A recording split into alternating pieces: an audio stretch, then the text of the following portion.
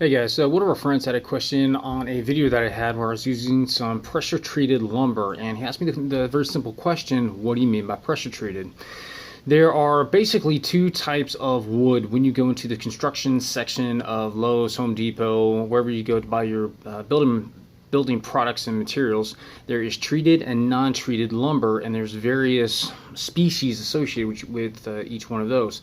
Now, for non-treated lumber, that is basically your regular 2x4s and plywood and stuff that you use for building homes and interior type construction, like the studs inside your walls, that sort of thing.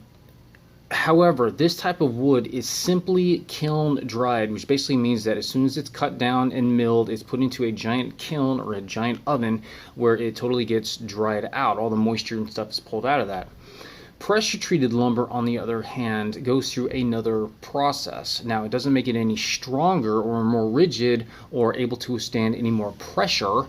It just means that it is actually treated with pressure with preservatives to make it last longer and work better in outdoor environments. The way this works is they'll get like a giant forklift and it'll move these massive amounts of lumber into a giant vacuum. All right, so it's basically like a giant tube that it goes into. Okay, so imagine, like, let's just talk about like a garage, for example. I'm sitting in my garage, so just kind of go with me. So you get all this lumber just piled up inside your garage. You close the door and then you make it completely airtight. Then you hook up like the world's best shop vac to the outside of the garage, and you literally suck all the air outside from the garage. So you're creating this total complete vacuum. Once all of the air is sucked out from the room, and obviously any air that might be trapped inside the lumber, all that's going to be sucked out too. Then you're going to fill up the garage with all these chemicals and preservatives that are going to help the wood to last longer. Okay, so that's basically what's happening. After all the air and everything sucked out, all these chemicals are pushed in there, and then those preservatives help the wood to last a lot longer. Now again, it doesn't make the wood any stronger or any more rigid or anything like that. It just helps it to last longer in an outdoor environment. Now you can tell by either just reading the label, or you can just go off of the color.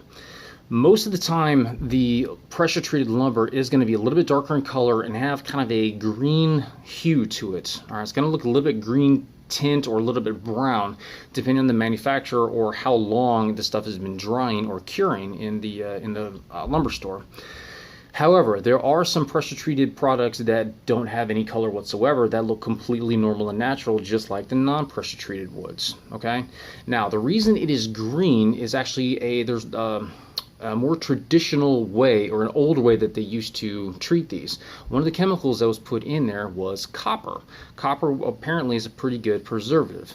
Now, if you look at any copper roof or cupola or something that's on top of an old building and it starts to tarnish, it turns green. Okay, so that's why a lot of pressure treated lumber still has that green color to it. Now, there isn't copper in there anymore because copper simply costs too much to produce, and I'm sure it has some sort of environmental impact if some of that starts leaching into the soil.